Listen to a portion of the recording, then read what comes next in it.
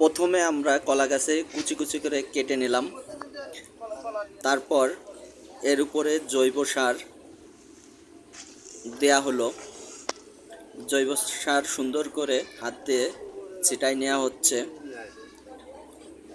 এবার দেয়া হবে মুরগির পিষ্ঠা, সুন্দর করে ছিটাই নিয়ে এই যে দেয়া হচ্ছে মুরগির পিষ্ঠা। তারপর এখন দেব আমরা কাঠের গুঁড়া।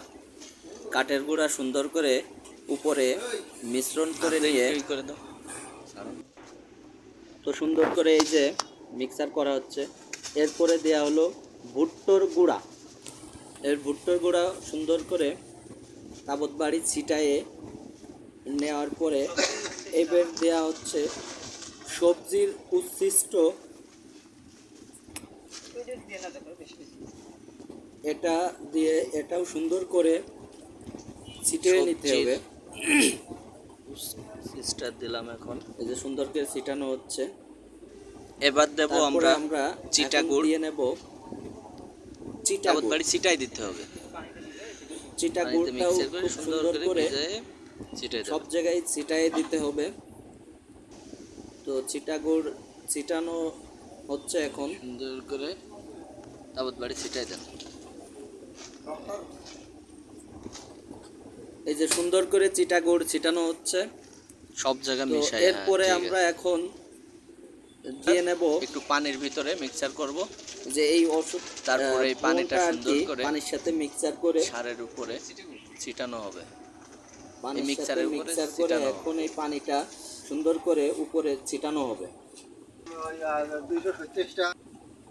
ছিটানো হয়ে গেল। তারপরে এখন দিচ্ছি সরিষার খোল।